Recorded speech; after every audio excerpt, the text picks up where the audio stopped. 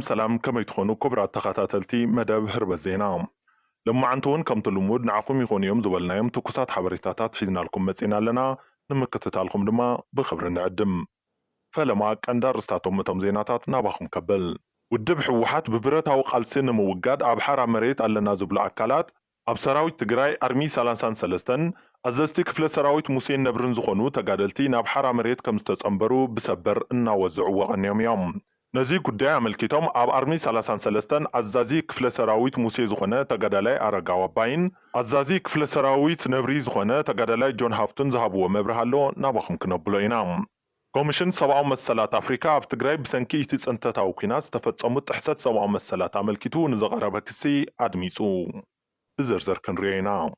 أبوان تنتتاو كينات تقراي حبريتا من تحللافن مكلعن عبي إجام زنبرو غازيتنيا ستالين قبر سلاسي نمبل 34 نصعنت إيرترا نمستتاف نوانا كتما إيرترا زخونت أسمرا كمزاتي زفلتيهم حزي دما غازيتنيا ستالين قبر سلاسي براما عد 4 بيلو ناب صدرو ناب عدوا كأتو مدب كمزلو غليص الله بزرزر كنرينا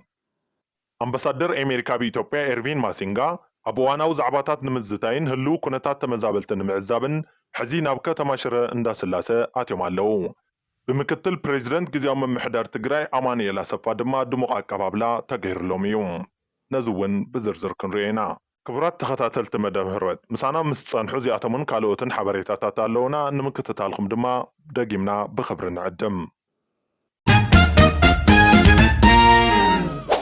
كوميشن سبعو مسلات أفريقيا أب تقراي بسنكي تيز انت تاوكيناس تفتسموت حساتات سبعو مسلات عملكتو نزغربا كسي أدميسوم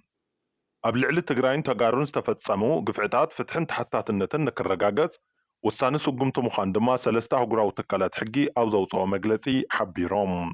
اتوم ليغال أكشن وورلد وايد محبر طباقاتات بان أفريقيا دي بي فويس اند بليمبتن استبهالو سلستا هقراو تطابقتي سوا مسلاتن حقن كوميشن سوا مسلات أفريقيا بتقراي زقاتمن زقصل زلون سفح قسات سوا مسلات زملكات زخصصة قداي زحلفة عربي شمان تقنبات قلت شحن 17 عام تمرت فولي زخونه وقعو مسرح كايدو كبلو قاليصام بتوسخون بتطابقتي بخفال دمصي مسخاخر ابتي هقراو مدرخ كمستسمع تقاليصم إثيوبيا كساب حزي نتي بكوميشن أفريقيا بورحة تقمتي قلت شحن 15 زوصا غزياو سقمتታት كتتغبر أيكالتن زبلاتي مقلتي ካብ ፍርዲ ወጻኢ ዝፍጸም ቅትለት ስቅያት ጾታዊ ዓመጻትን ንሰራሕተኛታት ሰብኣዊ ረድኤት ዕላማ ምግባርን ክተቋርጽ ዝእዝዝ ስጉምትታት ክትፍጸም ከም ዘይከኣለት ገሊጹ ኣብ ወርሒ ሕዳር 2015 ዓመተ ምህረት ስምምዕ ምቁራጽ ተጻብኦታት እንተተፈረመውን ሕሳት መሰላት ደው ኣይበለን ዝበለ እቲ መግለጺ ኮሚሽን ሰብኣዊ መሰላት ኣፍሪካ ኣብ ቀረባ እዋን ድምፂ ተጎዳእቲ ብምስማዕ እቲ መስርሕ ክቕጽል ብመሰረት ዝወሰነ ውሳነ ኣብ ልዕሊ ሰላማውያን ተጋሩ ዝተፈጸመ ከቢድ ጥሕሰት ጅምላዊ ቅትለት ጾታዊ ዓመጽ ምምዝባል ጥሜትን ንነዊሕ እዋን ጸንሐ ዕፅዋን ክባን ኣብ ኣህጉራዊ መድረኽ ኣፍልጦ እናዓበየ ከም ዝመጸ ዘርኢ ምዃኑ እውን ይሕብር ከም ውጽኢቱ ድማ እቲ መስርሕ ኣብ ወርሒ ጥቅምቲ 2015 ዓመተ ምህረት ብሌጋል ኣክሽን ወርልድ ዋይድ ማሕበር ጠበቃታት ፓን ኣፍሪካ ከምኡ እውን ደቤ ቮይስ ኤንድ ፕሊምፒተን ዝቐረበ ክሲ ካብ 2013 ክሳብ 2015 ዓመተ ምህረት ኣብ እዋን ኩናት ፀንተት ትግራይ ዝተፈጸሙ ግፍዕታት ዝውክል እዩ ዝበለ እቲ መግለጺ ንሓደ ካብ ኣባላት ሲቪል ማሕበራት ትግራይ ነቲ ከይዲ ምስማዕ ክስ ኣመልኪቱ እንትሓቶም ጻዕርቶም ሃገራውያን ትካላት ነቶም ብሂወት ዝተረፉ ተጋሩ ጥራሕ ዘይኮነስ ነቶም ዘይሕሰብ ስቃይ ዝተሸከሙ ብሚልዮናት ተጋሩ ተስፋ ከም ዝህብን እዚ መስርሕ ፍርዲ ናብ ተሓታትነት ዝወስድ ኣገዳሲ ስጉምቲ ምዃኑን ገሊፆም ፈጻሚ ስራሕ ትካል ሌጋል ኣክሽን ወርልድ ዋይድ ዝኾነት ኣንቶኒያ መልቬይ እቲ መስርሕ ፍርዲ ንኢትዮጵያ ጥራሕ ዘይኮነስ ንማሕበረሰብ ዓለም ግፍዕታት ብስቕታ ክቕበር ከም ዘይኽእልን ኮሚሽን ሰብኣዊ መሰላት ኣፍሪካ ኣብዩቱታ ንምስማዕ ዝወስዶ ስጉምቲ ፍትሒ ንምርግጋጽ ርዚን መልእኽቲ ዘሕልፍን ምዃኑ ብምሕባር ካብ ኩናት ትግራይ ዝደሓኑ ሰባት ክረኣዩ ክሰምዑን ክእመኑን ኣዝዩ ነዊሕ ተጸቢዮም እዮም ንሕና ድማ ገበነኛታት ተሓተቲ ንምግባር ሰብኣዊ መሰላት ደጊምና ንምርግጋጽን ኣህጉራዊ ሰብኣዊ ሕጊ ንምኽባርን ኣገደስቲ ስጉምቲ ንወስድ ኣለና ክትብል ገሊጻ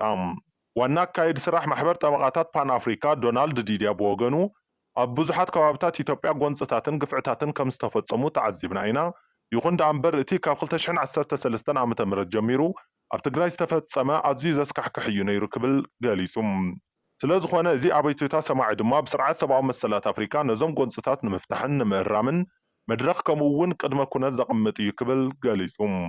ካልእ ኣባል ትካል ዴቪ ቮይስ ኤንድ ፕሊምፒተን ዝኾነት ክሪስትል ታም ከም ዝበለቶ ድማ እቲ መስርሕ ፍርዲ ግዳያት ዝኾኑ ተጋሩ ድምፆም ብሓደ ካብቶም ፍሉጣት ኣካላት ተጣባቂ ሰብኣዊ መሰላት ኣፍሪካ ክሰምዕ ዘኽእል ዕድል ኮይኑ ትርጉም ዘለዎ ተሓታትነት ንምርግጋጽ ግን ብዙሕ ስራሕ ይተርፍ ክትብል ገሊጻ ሌጋል አክሽን ወርልድ ዋይድ ኣብ አፍሪካ ከምኡ እውን ኣብ ማእከላይ ምብራቕን ደቡብ ኤስያን ገሰት ሰብኣዊ መሰላትን ዝተፈጸሞም ግዳያት ማሕበረሰብን ሕጋዊ ሓገዝ ዝህብ ጠበቃታት ሰብኣዊ መሰላትን ክኢላታት ሕግን ዝሓቆፈ ናፃን ንመኽሰብ ዘይሰርሕን ትካል እዩ ማሕበር ጠበቃታት ፓን አፍሪካ እውን ኣብ 1995 ብነበር መብራሕቲ አፍሪካን ፍሉጣት ተጣበቅትን ዝተመስረተ ኮይኑ ኣብ መላእ አፍሪካ ናብ ወፃን ዝተዘርግሑ ልዕሊ 5 ዘባዊ ማሕበራታት ጠበቃታት ልዕሊ 54 ሃገራዊ ማሕበራት ጠበቃታትን ውልቀ ጠበቃታትን ሓቂፉ ንሕግን ሞያን ሕግን ግዛኣት ሕጊ ሰናይ ምምሕዳር ሰብኣዊ መሰላትን ማሕበረ ቁጠባዊ ምዕባለ ኣህጉር አፍሪካ ንምስጓም ብሓባር ይሰርሑ ዴቢ ቮይስ ኤንድ ፕሊምፕተን ዝተባሃለ ትካል ድማ ዋና ቤት ጽሕፈት ኣብ ኒውዮርክ ዝገበረ ዓለማዊ ትካል ሕጊ ኮይኑ ኣብ ቅድሚ ዘባውን ሃገራውን ኣብያተ ፍርዲ ንምውካል ሓዊሱ ይሰርሕ ኣምባሳደር ኣሜሪካ ኣብ ኢትዮጵያ ኤርቪን ማሲንጋ ኣብ እዋናዊ ዛዕባታት ንምዝታይን ህልው ኩነታት ተመዛበልቲ ንምዕዛብን ሕዚ ናብ ከተማ ሽረ እንዳስላሴ ኣትዮም ኣምባሳደር ኤርቪን ማሲንጋ ሎሚ ዕለት 12 ጉንበት 2017 ዓ.ም ኣብ ከተማ ሽረ እንዳስላሴ ዓለም ለኸ መዕርፎ ነፈርቲ ሜጀር ጀነራል ሓየሎም ኣርኣያ እንትበጽሑ ምክትል ርእሰ ምምሕዳር ትግራይ ኣይተ ኣማኑኤል ኣሰፋ ከንቲባ ከተማ ሽረ እንዳስላሴ ኣይተ ገብረመድህን ገብረ ዮሃንስን ዓበይቲ ዓድን ኣቦታት ሃይማኖትን ድሙቕ ኣቀባብላ ገይሮምሎም እዮም እቶም ኣምባሳደር ሎማዓንቲ ኣብ እዋናዊ ዛዕባ ዲቦም ምስ ኣካላት ኣመራርሓ ግዚያዊ ምምሕዳር ትግራይ ምስ ኣመራርሓ ውድብ ሕወሓትን ምስ ኣዘዝቲ ሰራዊት ትግራይን ክዝትዩ እዮም ከምኡ እውን ህልው ኩነታት ተመዛበልትን ንምዕዛብ ኣብ ማእከላት መዕቆቢ ተመዛበልቲ ማይድሙን ፍረስ ውዋኣትን ዑደት ካካይዱ ትፅቢት ይግበር ተመዛበልቲ ምዕራብ ትግራይ ዝኾኑ ወገናት ኣብ ከቢድ ኩነታት ከም ዝርከቡ ዝፍለጥ እዩ ኣብ ሰራዊት ትግራይ ኣብ ኣርሚ 33 ኣዘዝቲ ክፍለ ሰራዊት ሙሴን ነብርን ዝተጠቅዐ ምስሊ ከይረኣኹም ሓራ መሬት ከድኩም እናበልኩም ትድውልና ዘለኹም ኣብ ስራሕና ምስ ኣህዱናን ተጋዳላን ኢና ዘለና እቶም ከይዶም ዝበሃሉ ዘለዉ ኣካላት ብክብሪ ዝተሰናበቱን ብዲሲፕሊን ዝተባረሩን እዮም ክብሉ ገሊፆም ወሲኾም ድማ እቲ ኣብ ማሕበራዊ ሚድያ ዝውዛዕ ዘሎ ኣዘዝቲ ክፍለ ሰራዊትን ምክትል ኣዘዝቲ ክፍለ ሰራዊትን ሙሴን ነብርን ናብ ሓራ መሬት ናብ ዓፋር ወሪዶም ዝብል ሓበሬታ ጌጋ ምዃኑ ገሊፆም ብትክክል ከይድካ ዲኻ ንምንታይ ከይድካ እናበሉ ካብ ገጠር ቤተሰብ ደው ኢሎም ለይ ዝበለ ኣብ ኣርሚ 33 ኣዛዚ ክፍለ ሰራዊት ሙሴ ዝኾነ ተጋዳላይ ኣረጋዊ ኣባይ ጸላእትና ሰራዊትና ኣሃዱና ንምብታን ሓያል ወፍሪ እናገበሩ ዝጸንሑ እንትኾኑ ሕዚ ድማ ሰበር ብምባልን ኣሃዱና ትፈርስ ከም ዘላ ንምድንጋር ቅድሚ ሕዚ ብክብሪ ናይ ዝተሰናበተ ተጋዳላይ ዳንኤል የቅርቡ ኣለዉ ክብል ከሲሱ ኮይኑ ግና ዝኾነ ሰብ ተሰናዊቱ ናብ ሲቪል እንትንጽምበር ዝደለየ ሓሳብ ክኽተል ይኽእል እዩ ዝበለ ተጋዳላይ ኣረጋዊ ኣባይ ብሽም ኣሃዱ ምሽቃጥ ግን ክኹነን ዘለዎ ተግባር እዩ ኣሃዱናን ህዝብን መንግስትን ዝሃብዎ ተልእኮ ኣብ ምፍጻም እያ ትርከብ ኢሉ ኣብ ኣርሚ 33 ኣዛዚ ክፍለ ሰራዊት ነብሪ ተጋዳላይ ጆን ሃፍቱ ብወገኑ ኣሃዱና ኩሉ ግዜ መዓዲት ጸላእታ ምዃና ኣብ እዋን ውግእ እኳ ብኣንደበት ብርሃን ጁላ ተመስኪሩላ እዩ ዝበለ እንትኸውን ሕዚ ድማ ኣብ ህዝባ ዘለዋ ተቐባልነት ዘጽላዕልዖም ትፈርስ ከም ዘላ ንምምሳል ብዲስፕሊን ዝተባረረ ተጋዳላይ ፍቓዱ ሰበር ዜና ይሰርሕሉ ኣለዉ ክብል ከሲሱ እቲ ሓቂ ግና ዝነበርዎ ናይ ስነ ምግባር ጸገማት ብኣባላት እተሃዱ ተገምጊሙ ዝወረደ እምበር ክሳብ ሕዚ ምስ ኣሃዱ ዝጸንሐ ኣይኮነን ክብል ወሲኹ ሓቢሩ ክፍለ ሰራዊት ነብሪ ምስ እትነብረሉ ማሕበረሰብ ኢድን ጓንትን ኮይና ትቕጽል ዘላ ሃዱያ ምድንጋር ኣየድልን ክብሉ ድማ ገሊፆም ኣብ እዋን ጽንተታዊ ኩናት ትግራይ ሓበሬታ ምትሕልላፍን ምቅላዕን ዓብዪ እጃም ዝነበሮ ጋዜጠኛ ስታሊን ገብረስላሴ ንመበል 34 ነጻነት ኤርትራ ንምስታፍ ናብ ዋና ከተማ ኤርትራ ኣስመራ ከም ዝኣተየ ዝፍለጥ እዩ ጋዜጠኛ ስታሊን ገብረስላሴ ኣብ እዋን ጽንተታዊ ኩናት ትግራይ ሰራዊት ሻዕብያ ኣብ ልዕሊ ህዝቢ ትግራይ ብፍላይ ከዓ ኣብ ልዕሊ ደቂ ኣንስትዮ ትግራይ ዘብጽሕዎ በደል ብምቅላሕ ዝወዳደሮ ኣይነበረን ንኣፍ መንግስቲ ሻዕብያ ዝኾነ ነጣፊ ማሕበራዊ ሚድያ ኣወል ስዒድ እውን እንተኾነ ብጸርፊ የዋርዶ ነይሩ ሕዚ ግን ግዜ ተቐይሩ ኣወል ስዒድ ብዝገበረሉ ዕድመ መሰረት ጋዜጠኛ ስታሊን ገብረስላሴ ኣብ መበል 34 በዓል ነጻነት ኤርትራ ንምስታፍ ኣስመራ ኣትየሎ ጋዜጠኛ ስታሊን ገብረስላሴ ኣስመራ ክበጽሕ ከሎ ደሚቕ ኣቀባብላ ዝተገበረሉ እንትኸውን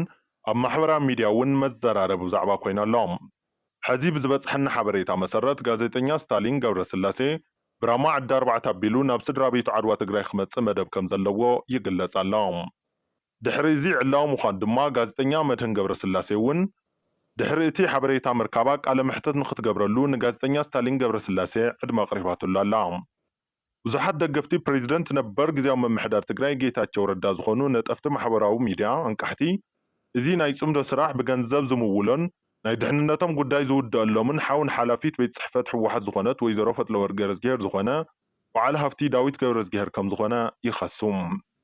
ቅድሚ ዝተወሰኑ ሰሙናት ሰብ ብሳእነ ሰብ ብዝብል ናይ ማሕበራዊ ሚድያ ስሙ ዝፍለጥ ብርሃነ ገብረ ጊዮርጊስ ምስ ኣወል ስዒድ ኣብ ዛላምበሳ ተረኻኺቦም ከም ዝተዘራረቡ ዝዝከር እዩ።